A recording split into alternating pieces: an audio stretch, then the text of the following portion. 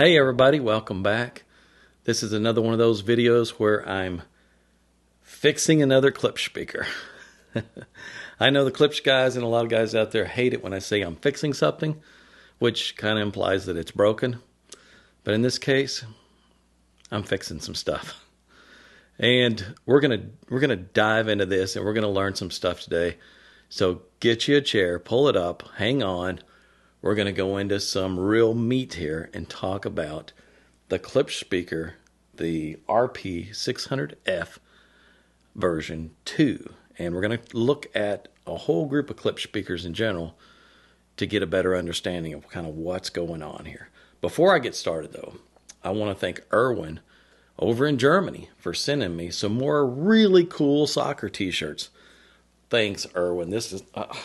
I wore this one because it's not black, and because if I wear black, it doesn't show up very well on camera in here. There's a couple other ones here that he sent me, and I love this stuff, man. It's just, it's great. I'm still playing soccer. I'm still out there running, scoring goals, and having a good time. And, yeah, I love getting these shirts from all over the world. It's almost like getting a postcard or something from someone, only it's way cooler. All right. Klipsch speakers. Man, oh, man. Are those Klipsch guys going to be pissed at me again? Let's take a look at this RP-6000F version 2. And it's called the RP series, which stands for Reference Performance. Which, it's almost an oxymoron to put those words together in relation to the speaker. It's like Chevrolet coming out with the brand new Chevy Chevette and calling it the reference performance version. Yeah, it's that bad. It is that bad in this case. Let's take a look at what we got here. We got the same old, metal cone diaphragm tweeter, metal cone woofers. The box in this version 2 is braced a little bit better. It's built a little differently than the version 1. The woofers are in separate cabinets. I know you can't see it all, but there's two woofers. There's a woofer right here below that woofer. And I'm just not going to go to the trouble of trying to put it on a stand or something. It doesn't matter. You've seen all of these things. It's rear ported. There's a port on the back for each one. They've updated the binding post to look a lot higher quality. Instead of the cheesy binding post cup with the little tin clips that slide in, that connects the two binding posts. This one is individual binding posts with jumper wires that go across them. We'll throw up a picture so you can see. Looks like it must be much higher quality. Yeah. But on the inside, they've still got steel nuts on the other side of it and stuff. So I'm thinking, man, what are you guys thinking? It's like you go so far and you just stop. Like, go the last yard and, man. And then there's the crossover, and we'll throw up a picture of the crossover. It's the same stuff we see in every one of these models. It's all the cheesy parts. It's all made in China, sent over, and just, man. I know it seems like I'm a little down on these guys, but I've upgraded a lot of these things. And I'm seeing a lot of the same old issues in them over and over. And I'm going to dig into this one for a reason. It's got a problem, and that's why I'm fixing it. And let's look at the crossover response on this thing. And as you can see, again, the tweeter is higher than the woofer's response. That always happens on these Klipsch models. Tweeter level is always a little bit higher. And where they fall into each other, you can see they're not in phase. They just don't sum properly. They're not in phase. So the time arrival of the drivers are off, which is going to throw off the way the things image. And as you stand up, it gets worse. As you go higher, the hole gets deeper and deeper right there. So that's a mess. And so I want to look at the 600F version 2 versus the 600F version 1. In fact, let's look at the frequency response measurement of the new version 2 and the old version 1. And as you can see, they look pretty much the same. And As you go up vertically, in fact, let's throw the vertical off axis up on the version 2 and the version 1. As you can see, the same issue. As you go up, that hole gets huge. There's a big suck out there. So it's got the exact same problem that the original version 1 had, and the version 1 had that same problem throughout the whole product line. In fact, let's look back at some of the models that have been in here and get an idea of what I'm talking about. So let's look at let's start with the one with the smaller drivers. The smaller the drivers, the closer the acoustic centers were together, and the better it was, but they were still out of phase. Let's look at the 5000F. As you can see, there's a hole right there where the crossover point is. They're not in phase. The 600C, not too bad there, 600C. The 404C, and if I remember correctly, I think that one may have had 4 woofers, so the acoustic centers are a little further apart. Choppy response on the tweeter, big hole in the response. And then as the woofers start getting bigger on the bigger models, those acoustic centers get further and further apart, and the phase issue gets worse. The worst that I saw was the 8000F. Let's take a look at that one. You can see a humongous hole in the response. Now, that got better if you went down in seating height. Like if you got your ear between the 2 woofers and got down in a beanbag or something, almost laid on the floor, it wasn't that bad. But at tweeter height, it was that bad. And if you went up higher, it got even worse. Let's look at the 504C model, and you see the same exact thing. And not as bad because the drivers were a little smaller. Again, the 600M. Again, we see a pretty big dip right there at about 15 or 1600 hertz where the drivers are not in phase. Now, I pointed this out every time I did a video on these Klipsch models as one of the problems that they had that I had to address, and I would design a new crossover that shifted phase and brought them into phase so that it was summed properly and you could move up or down, and it stayed in phase over a pretty good range. So it maintained a more even room response.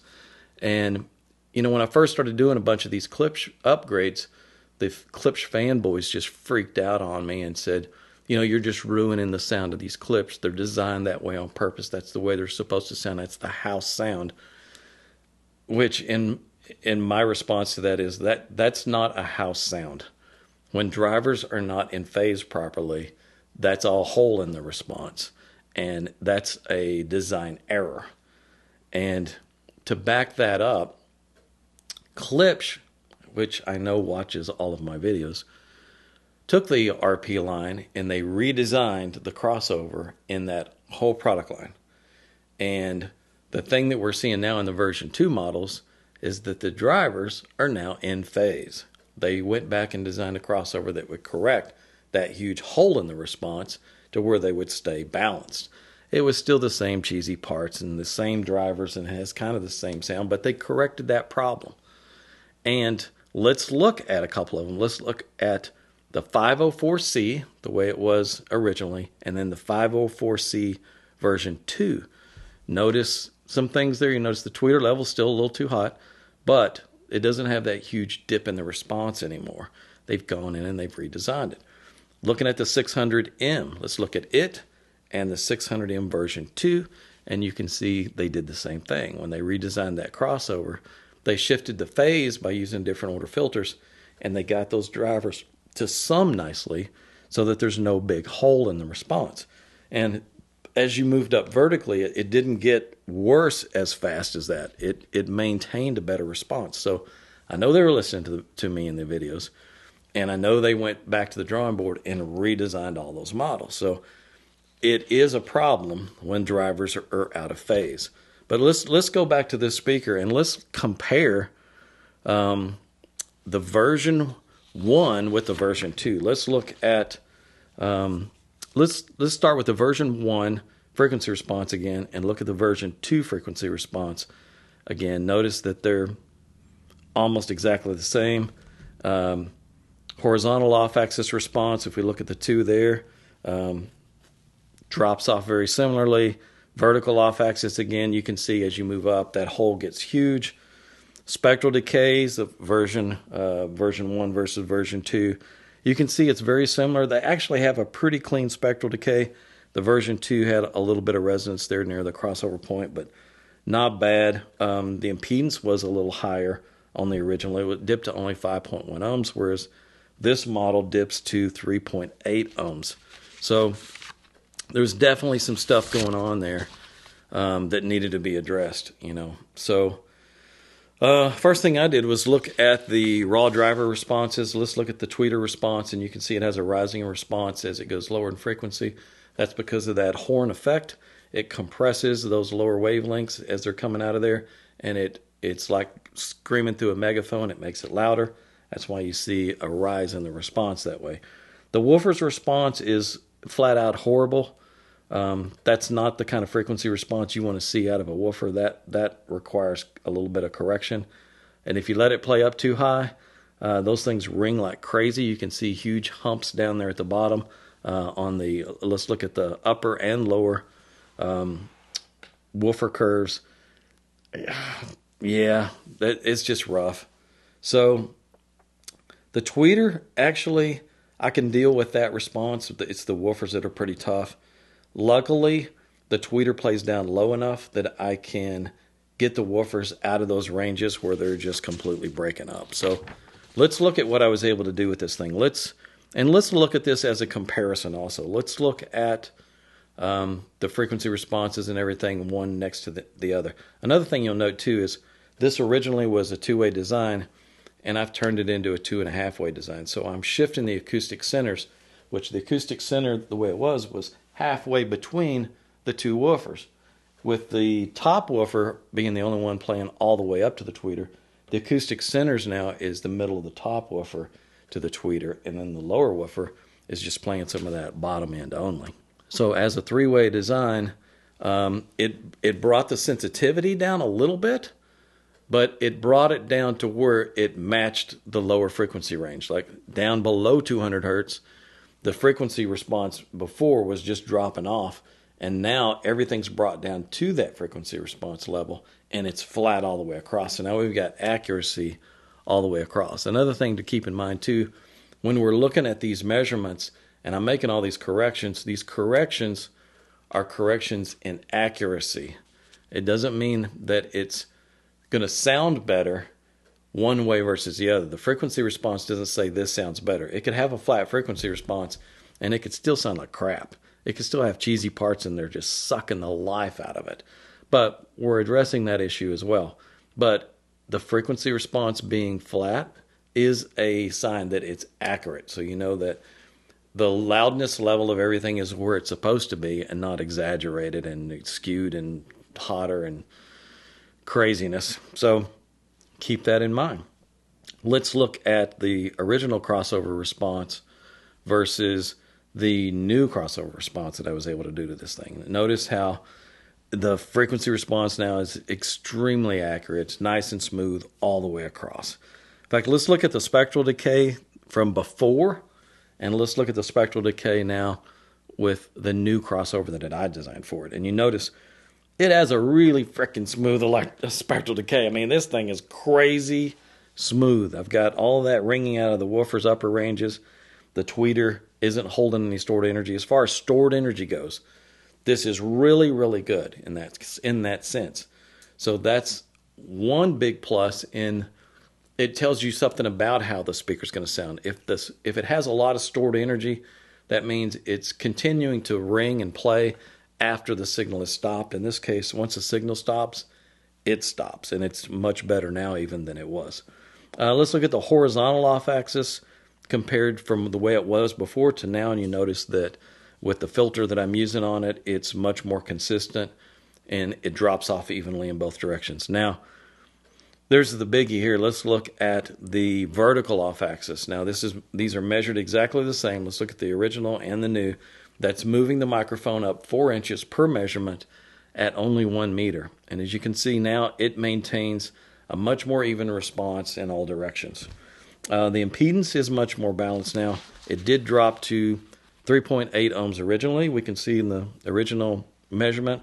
And now we're staying in the 6 to 8 ohm range. And so a much smoother impedance curve, a lot easier for the amplifier to drive, especially if you're using home theater receivers and stuff like that. Now, let's get into the real meat of changing the way the speaker sounds and making it go from to an actually good sounding speaker. It's all about the guts that are in this thing.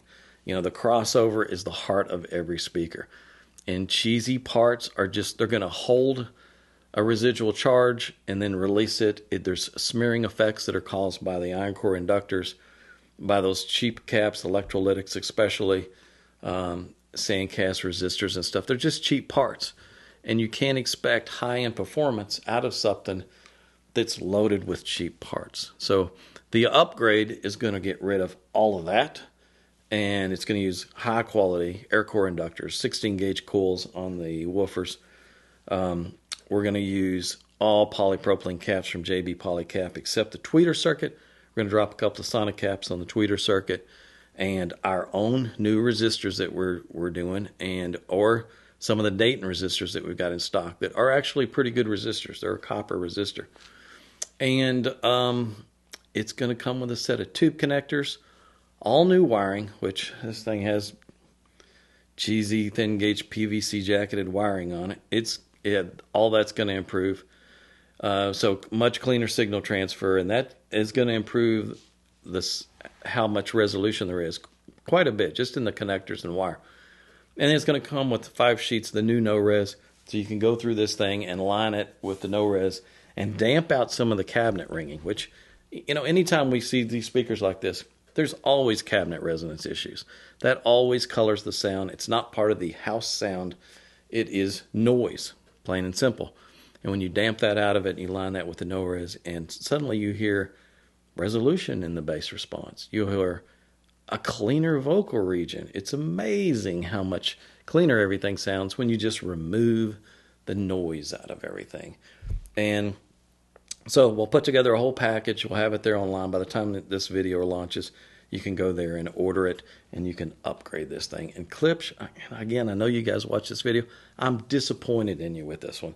I thought for sure when you did the version 2s and you've gone through and you've made those changes and you've corrected the phase issues on some of those others, I thought for sure you would do it on this one. You didn't.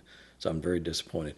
But on another note, we sell more upgrades. And we've sold, man, I want to say we've sold over 300 upgrades just for the Klipsch RP-6000Ms alone. Of the Klipsch models in this line and various other models that we've done upgrades for, we've probably sold 2,000 or 3,000 upgrades just for Klipsch speakers. So Klipsch, I say that for a reason. Your customers are interested in bringing the performance level up in their speakers. If that many of them are interested in doing the upgrades, and you got to think too, how many of my customers are also DIY kind of guys and are, you know, willing to do something like this. So it's a small fraction of your total sales that's willing to go through and do the upgrade because they have the skills or the know-how, or they want to do it. And it's not that hard to do. I got first-time DIY guys, you know, first-time customers, never done anything like this before. They're doing it. So it's a small segment of the overall market that are those guys. But there's that many of them that want to upgrade the speaker. So it should tell you a lot about how much interest there is in upgrading these speakers. So at some point I keep thinking, man, if you just put a soft dome or a silk dome diaphragm on this tweeter so it'd have a nice smooth sound, and went with a nice paper cone woofer, put some tube connectors in the back, which would not be that expensive when you start buying thousands of them at a time. I know because I do. Put some good wiring in this thing. Send those things over to me and let me design a real crossover for them that'll maintain a smooth frequency response in every direction. You would have at that point a speaker that competes with a lot of really high-end speakers because they'd be accurate, they have good parts in them, they would sound great. It wouldn't take that much to go from mass-marketed this to an actually good speaker. Your customers really are interested in it because we're selling lots of upgrades to these things. So they're obviously interested. So Klipsch, if you need help, give me a call and I'll try to steer you in some directions or be glad to do some design work for you. I say that jokingly, but man, we've done a lot of upgrades on these things. So that's it for this one. I appreciate you guys watching. I appreciate you guys subscribing. And that's it for this video. We'll see you guys in the next one.